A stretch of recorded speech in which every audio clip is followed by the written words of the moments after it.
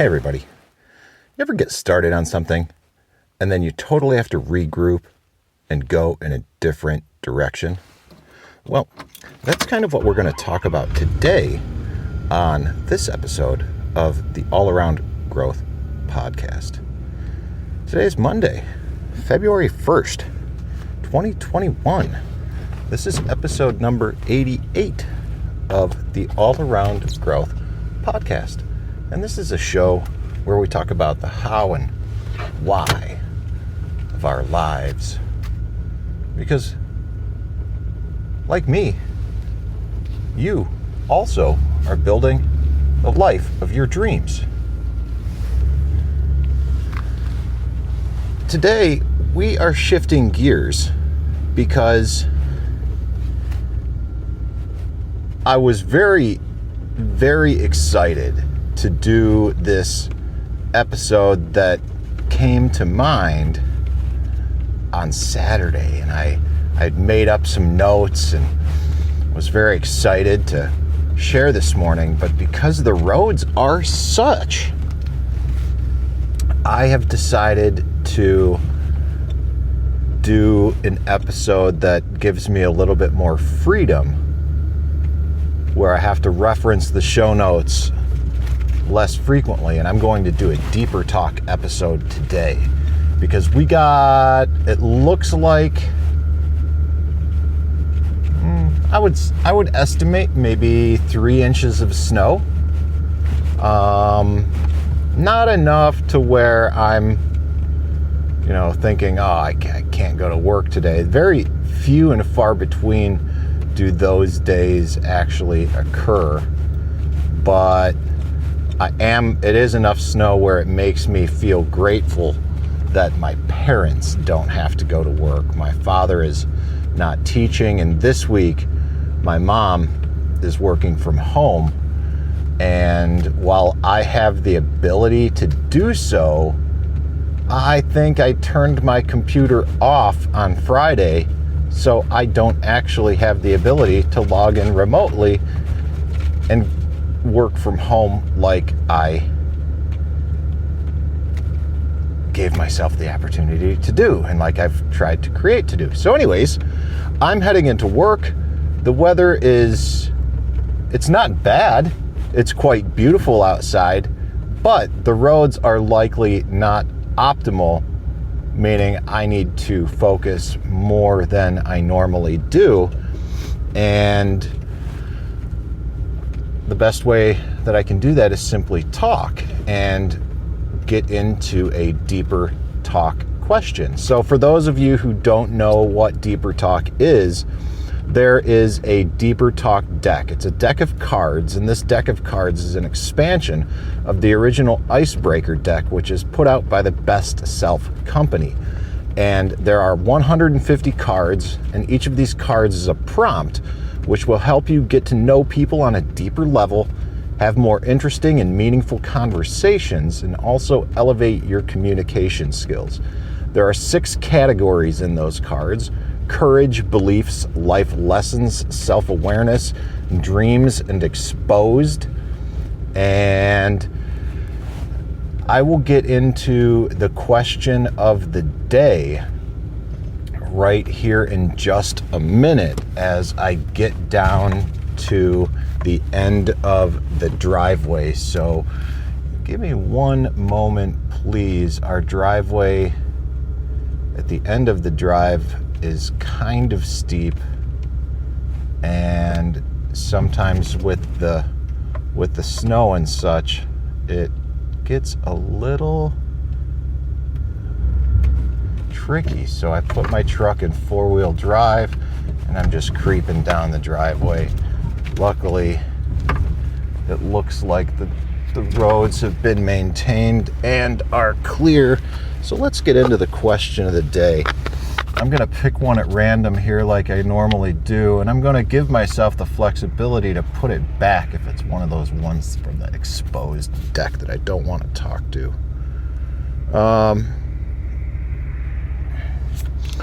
All right, I'm going to pick the one that I initially thought was challenging, and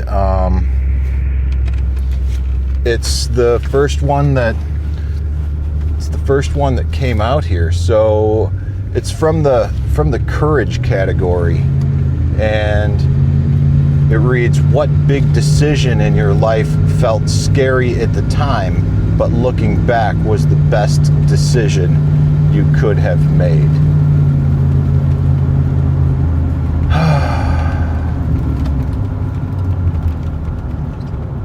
What decision in my... Okay, I'll tell... I'm going to answer this question in a manner that I wasn't really thinking I would go, but I'm going to go there anyways. Give me 1 second to make a quick microphone adjustment here, and then we'll do this. All right, so the big decision, and something that's been on my mind lately, is kind of where I'm at in life, and all the work that I'm doing and trying to find my passion, my purpose, and my why. All right? And the big decision that I made dates back to maybe 10 years ago. And let's see, friends, that would put us in January of 2011. And okay, so maybe it wasn't quite 10 years ago. About 9 years ago. I'd split up with my girlfriend in California. And, it was just one of those things where we kind of realized that we had different perspectives on life, and that we were just going to perhaps go and follow a different path in life, and that was okay. I feel no ill will towards her or any of my other exes for that matter, but we still have a lot of mutual friends, and I think we're both happy. So I think it was for the best. But at that time, I moved into a house with a few other people in North San Diego County. I tried to figure out what I was doing with my life. The story is not... For me, the story is really quite common in my life. And my parents had this land here,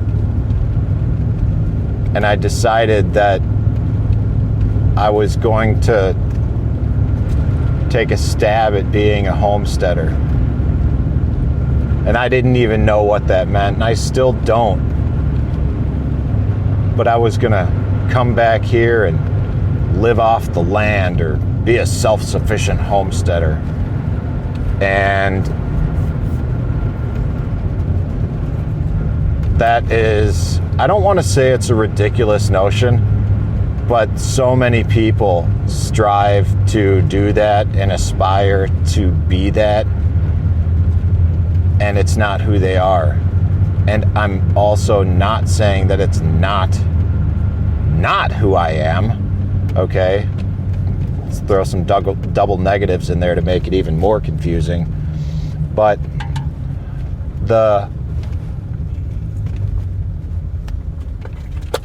it seems like over the past 5 or 6 years or so, I keep stumbling across people who have this saying that they like to share with me. And that saying is, be careful what you wish for. You might just get it. And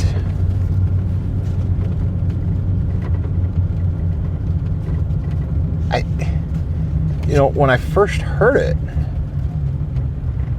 I thought that's stupid. But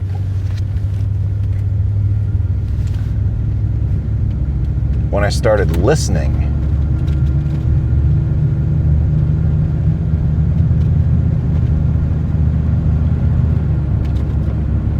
I understood. Because we do get what we wish for. We do manifest our own destiny, if you will. I'm going through a book club right now with the 48 Days Eagles community called Think and Grow Rich. The book is called Think and Grow Rich, rather. The book club is, it's called the Book Club on the book, a book study. And it's about the mindset, that mentality. I think in 2014, I actually created a social media page of some kind called the Homestead Mentality. Because all of this is a mentality. And the decision, knowing that, you know, I came back here knowing that I didn't know what I was getting into. I didn't really have a job. I was leaving a good career that was basically mine if I wanted it. A position based in Austin, Texas.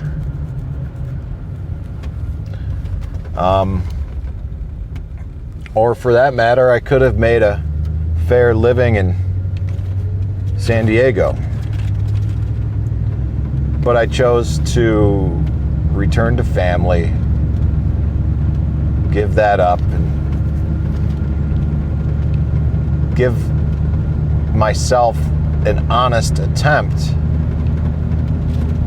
at living the life of a self-sufficient homesteader.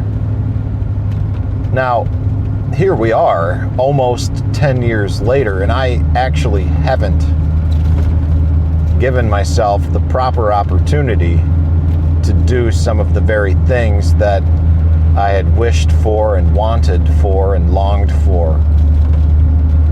Because I spent several years chasing the dreams of other people, going deep into debt doing so, and also trying to recover from several $1,000s of medical expenses incurred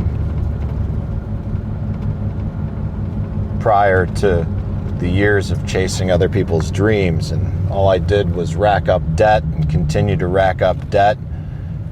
And it was easy to overlook everything that I was doing because chasing other people's dreams required more debt, or at least it was easier to do so with debt. And I feel like in several ways I've come full circle, and in several other ways I've grown and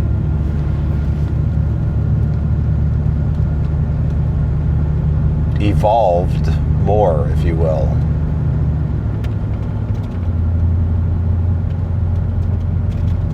I don't own the land where I am, and my father has told me to find my passion and make sure that it doesn't involve the land. And while we've had one family meeting about this, where we first gained some insight into the finances and the situation of my parents, I'm led to believe that in the case of an emergency, the sale of this property may be necessary to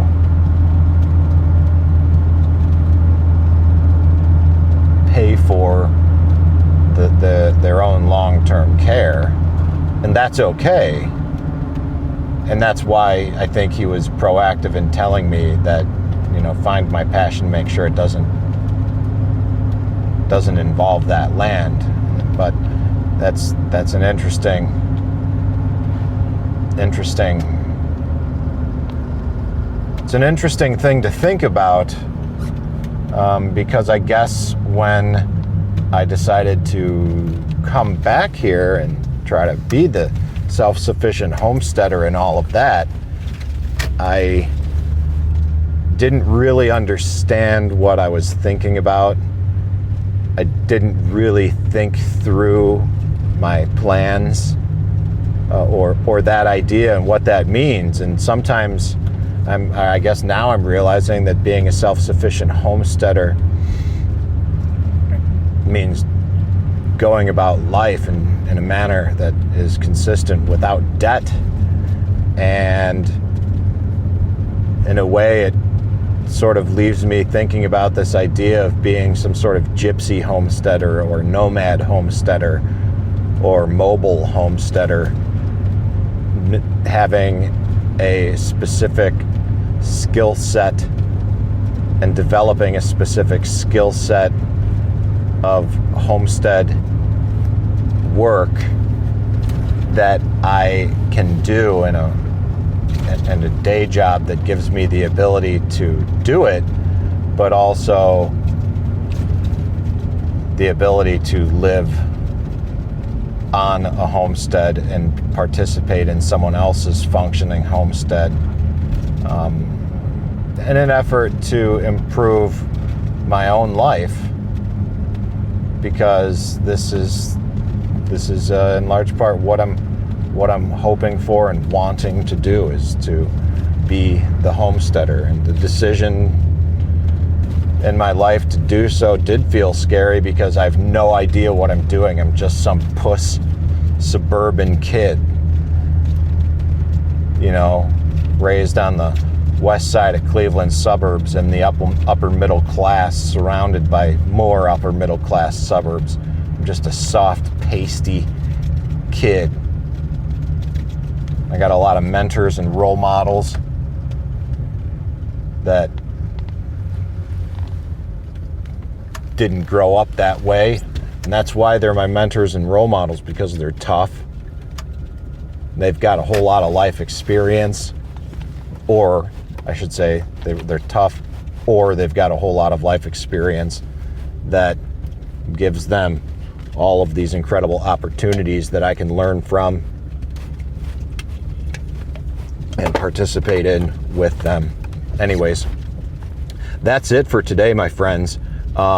If you like what you hear on podcasts like this, even when they are relatively directionless, and you like this idea of a deeper talk deck, a deck of cards that can, help you talk with people and help you learn how to do so, then check out the show notes, all right? You can rate and review the podcast if you like it. You can share it with your friends. If you have any feedback for me, send it to allaroundgrowth@gmail.com. And last but not least, one of the best ways that you can get involved with the small but blossoming community that we have as a result of this show is jumping on Telegram and joining a community there. It's t.me/allaroundgrowth on your browser, or if you already have the Telegram Messenger app on your phone, just search for the groups there at All Around Growth, and we'd love to see you there. That little ding, my friends, indicates that it is 8 o'clock on the dot as I'm pulling in here at work. And have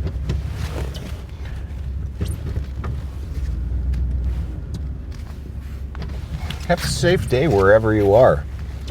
Hopefully if you're in an area where there's no snow, you can just enjoy it. And if you are in an area where there is snow, hopefully you can stay inside, hunker down, and enjoy it as well. I hope you have a wonderful day. Thank you for tuning in. I appreciate it. This is Rob Kaiser, and thank you.